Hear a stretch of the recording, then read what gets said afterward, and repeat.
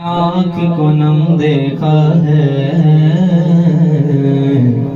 حسرت دید میں، ہر آنکھ کو نم دیکھا ہے۔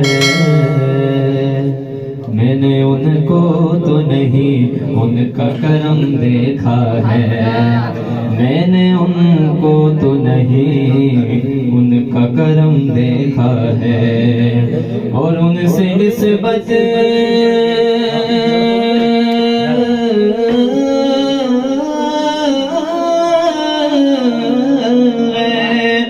ان سے نسبت جنہیں وہ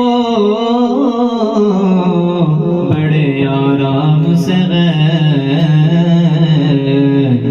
کہ میں نے آقا کے غلاموں پہ کرم دیکھا ہے، میں نے آقا کے غلاموں پہ کرم دیکھا ہے۔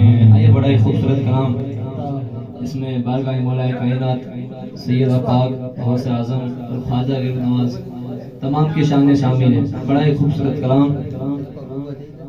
شاہ مرداں کو پکارو پکارو،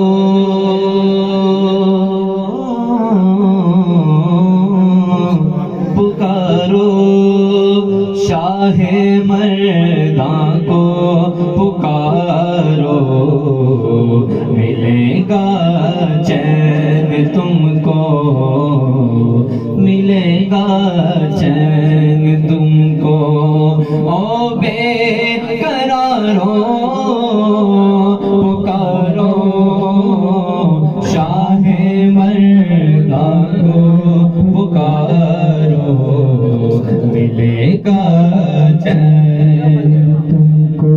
علی کی نیند پیغمبر کا بستر،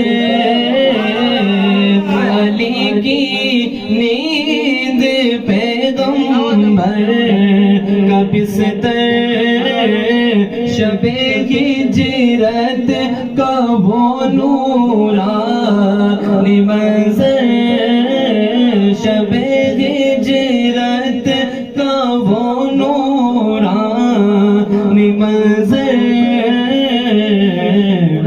تمہیں تو یاد ہوگا او چاند تارو پکارو، شیر یزداں کو پکارو، ملے گا چین تم کو، پکارو سیدہ کو تم پکارو، پکارو سیدہ کو تم پکارو، ادب کے ساتھ یوں، ادب کے ساتھ یوں، اے پردہ دارو پکارو، سیدہ کو تم پکارو، ادب کے ساتھ یوں، ملے گا آج صدقہ سیدہ کا، ملے گا آج صدقہ سیدہ کا، ملے گا آج صدقہ سیدہ کا، لگا وہ نعرہ حیدر لگاؤ پکارو، سیدہ کو تم پکارو، ادب کے ساتھ یوں پکارو،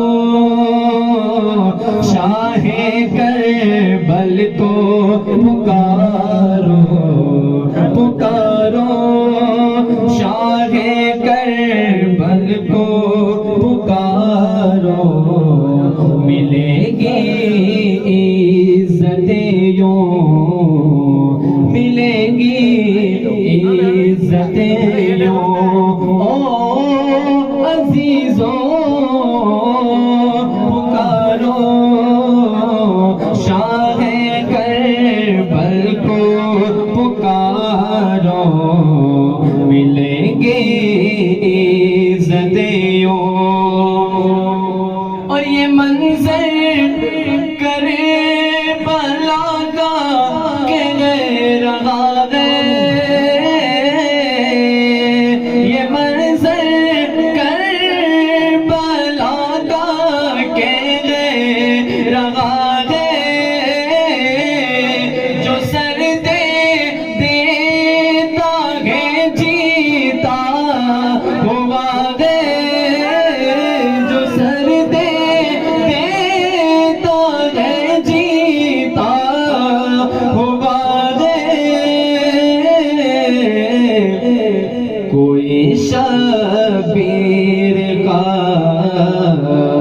کوئی شبیر کا صدقہ اتارو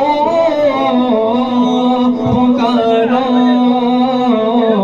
شاہ کربل کو پکارو پکارو غوث اعظم کو پکارو پکارو شاہ جیلا کو پکارو پکارو شاہ میرا کو پکارو پکارو غوث اعظم کو پکارو بدل جائے گی قسمت بے سہارو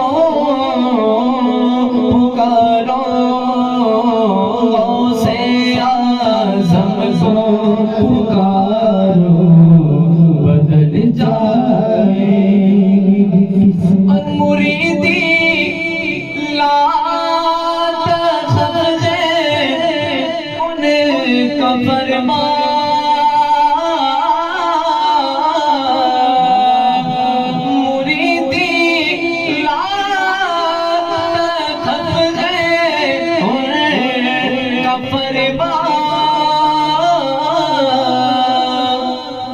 یہاں پر میں غوث اعظم کا مختصر واقعہ پیش کرنا چاہوں گا. ایک مرتبہ غوث اعظم کی بارگاہ میں ایک شخص آیا اور کہنے لگا حضور مجھے مرید بنا لیجیے. حضور غوث اعظم نے فرمایا حضور غوث اعظم نے اپنا ہاتھ آگے بڑھایا اور اس شخص کو کہا تو بھی اپنا ہاتھ آگے بڑھا. اس نے بھی اپنا ہاتھ آگے بڑھایا.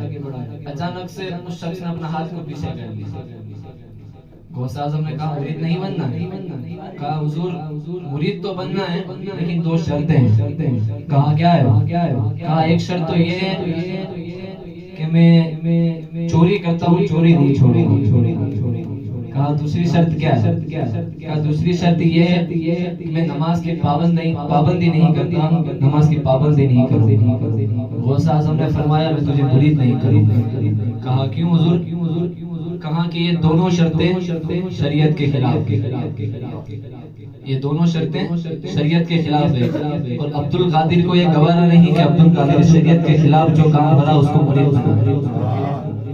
کہا حضور آپ نے لاکھوں لوگوں کو مرید بنائے, چوروں کو, گنہگاروں کو, کئی لوگوں کو مرید بنائے. اس گنہگار کو بھی شامل کرنا اپنی لسٹ میں. کہا نہیں عبد القادر مرید تو بنائے گا جب تک یہ دونوں چیزوں پر تو عمل نہیں کرے. تو اس نے کہا کہ آپ کو اپنی والدہ فاطمہ ام الخیر کا واسطہ مجھے مرید بنا لیجیے. غوث اعظم نے کہا تیری دو شرطیں تو میں سائیڈ میں رکھتا ہوں مگر میری ایک شرط ہے. کہا حضور آپ سینکڑوں شرطیں بتاؤ ہر شرط میں مان لوں. کہا عبد القادر کی ایک شرط تجھ کو قبول نہیں کر پائے. کہا حضور شرط کیا ہو تو بتائیں. غوث اعظم نے کہا کہ جب بھی اذان کا وقت ہو تو اذان دے دیا. کہا ٹھیک ہے کوئی بات نہیں. حضور کو اعظم نے اس کو وہاں مرید بنایا اور وہ اپنے گھر گیا. جب بھی مسجد سے اذان کی صدا آتی وہ اپنے گھر میں اٹھ کر اپنے ہی گھر میں اذان دے دیتا اور پھر 4 بجے تک سو جاتا. یہ مسلسل 4-5 روز تک ہوتا ہے. اس کی بیوی نے کہا, چوتھے دن جب اس کی بیوی نے کہا کہ کیا لگا ہے 4 روز تک صرف اذان دے رہا ہو, حالانکہ مسجد قریب میں وہاں جا کے اذان دے. اگر اذان بھی دیتے ہو تو ڈائریکٹ سو جا, تو نماز کیوں نہیں پڑھتے؟ کہا کہ تجھے معلوم نہیں میں نے کسی سے کمپرومائز کیا ہوا, وعدہ کیا ہوا. کہا کہ بات کیا ہے کہ تو نہیں جانے. اس کی بیوی نے کہا کہ 4 دن ہو گئے, 4 دن سے تم نے چوری نہیں کی, اب گھر میں کچھ کھانے کا نہیں.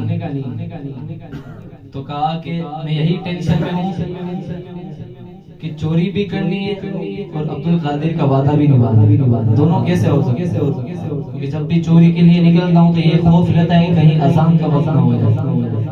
اس کی بیوی نے کہا ہمت تو کرو چوری کرنے. اس نے کہا کہ عشاء اور فجر کے درمیان میں وقت رہتا ہے. عشاء کی اذان دے کے فوراً بغداد میں ایک بہت بڑے امیر کا محل, اس محل کے پیچھے آنگن سے وہ رسے ڈال کے اس آنگن میں پہنچ گیا اور آہستہ آہستہ وہ جو جواہرات کا جو کمرہ تھا اس طرف پہنچا اور اپنے بوریے میں ایک کر کے آہستہ آہستہ جواہرات ڈالنے لگا. لیکن لکڑی وغیرہ پتھر ہوتے اس کو جلدی سے ڈالا جاتا ہے, کیونکہ جواہرات بہت نازک چیز ہوتی ہے. اس کو آہستہ آہستہ اس نے اپنے بورے میں رکھا اور اتنا آہستہ سے اس نے کام لیا یہاں تک کہ فجر کا وقت. اب اس کا دل بھر گیا کہ بس اتنا سونا کافی. اپنے کندھے پہ بورا لگایا اور ابھی محل کے باہر آنگن ہے نا وہاں بھی پہنچا. اذان کا وقت, صبح کا وقت ہو چکا ہے. وہیں پہ اس نے بورا رکھا اور اذان دے دیا. جیسے ہی اذان ختم ہوئی اس نے دیکھا کہ گھر والے سب جگ گئے. اس نے 2 رکعت نماز کی نیت کر لی. 2 رکعت نماز کی نیت کر لی. کہا کہ نماز پڑھوں گا تب تک وہ سب وضو کر کے آ جائیں گے, میں نکل جاؤں گا. جیسے ہی اس نے نماز سے سلام پھیرا پیچھے دیکھا کہ مقتدی کی صف لگی. مقتدی میں سے جو زویرات کا مالک تھا وہ آگے ہوا اور کہا حضور تکبیر دوں میں. چور نے کہا پاگل ہو گئے, میں چوری کرنے آیا ہوں, کوئی حضور تھوڑی نہ ہوں, کوئی عالم تھوڑی نہ ہوں, میں نماز پڑھا دوں. کہا نہیں حضور آپ تو اللہ کے نیک بندے ہیں, اگر کہو تو میں تکبیر دے دوں. ارے بھائی میں چوری کرنے آیا. کہا حضور فجر کا وقت جا رہا ہے, کہیں سورج نکلنا ہے. یہ سنا تو اس نے کہا کہ کوئی بات نہیں نماز پڑھا دے. تکبیر دی, اس نے نماز پڑھائی. نماز سے فارغ ہوا تو سب لوگ اس کے ہاتھ چومنے لگے, ہاتھ کو بوسہ دینے لگے, پیر چومنے لگے. اس نے کہا عجیب بات ہے بھائی, چوروں کو بھی کوئی اتنی عزتیں دیتا ہے. وہ ٹینشن میں آ گیا جس سے وعدہ کیا تھا, بس یہاں یہ پھنسا. وہاں غوث اعظم اپنے حجرے میں بیٹھے ہوئے مسکرا. خادموں نے کہا حضور آخر مسکرا کیوں رہے؟ کہا کہ وہ پھنس گئے. کہا کون؟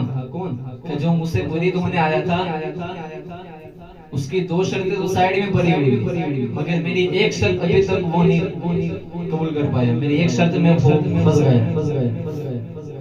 اسی لیے کہتے ہیں کہ نماز, حضور غوث اعظم نے کہا کہ نماز ہر بلا کو ٹال دیتی ہے, اذان ہر بلا کو ٹال دیتی ہے. اذان دے کر لوگ نکل جاتے ہیں اور یہ ہے کہ اذان دے کر پھنس گئے. غوث اعظم کے مرید نے کہا حضور پھنس گیا تو نکال بھی دیجیے. غوث اعظم نے کہا نکل جائے, ابھی پھنسا ہے نکل بھی جائے. پھر وہ لوگ سب اس کا بوسہ کرنے لگے, ہاتھ چھوڑنے لگے, پیر چھوڑنے لگے. کہا حضور آپ تو بہت اللہ کے نیک بندے ہیں. کہا بھائی میں بہت بڑا گنہگار ہوں اور میں چوری کرنے والا چور ہوں. کہا آپ کو یقین نہیں ہو رہا تو یہ آنگن میں نے بورا رکھا ہے, یہ جواہرات کس کے دیکھیں. تو جب گھر کے مالکوں نے وہ جواہرات دیکھے تو کہا حضور یہ تو ہمارے ہی جواہرات, بولے یہاں کیسے آئے؟ کہا اس سے ثابت ہوا کہ میں نے ہی چوری کی، میں چور ہوں. کہا نہیں ہو سکتا، آپ اپنی ولایت پہ چوری کا پردہ ڈال، آپ چور نہیں. کمال لوگ یہاں ثبوت دیا پھر بھی نہیں مان رہے آپ. پھر وہ آخر تھک گیا اور پھر غوث اعظم جہاں آرام فرمائے اس سمت دیکھ کر دونوں ہاتھوں کو اس طرح کیے اور کہا مان گیا اپن کا نماز پڑھا دی. یہ ہے غوث اعظم کے مریدوں کی سنت. غوث اعظم جب مرید بنا لیتے ہیں تو مرید نہیں بلکہ اللہ کا ولی بنا لیتے ہیں. شاید فرماتے ہیں مریدی لا تخف غیر کفر مریدی لا تخف غیر کفر نہ گھبراؤ ذرا بھی غم کے مارو پکارو شاہ جیلانو پکارو بدل جائے گی قسمت کرو تم نام میرا کا وظیفہ کرو تم نام میرا کا وظیفہ کرو تم نام میرا کا وظیفہ ملے گا چین تم کو ملے گا چین تم کو غم کے مارو پکارو شاہ جیلانو پکارو بدل جائے گی نسبت. اور آخری شعر در بغداد سے ملتا یہ سب کچھ در بغداد سے ملا یہ سب کچھ در بغداد سے ملتا ہے سب کچھ. چلو ساجد وہاں پر چلو ساجد وہاں پر دامن بچھاؤ پکارو شاہ جیلانو پکارو بدل جائے قسمت.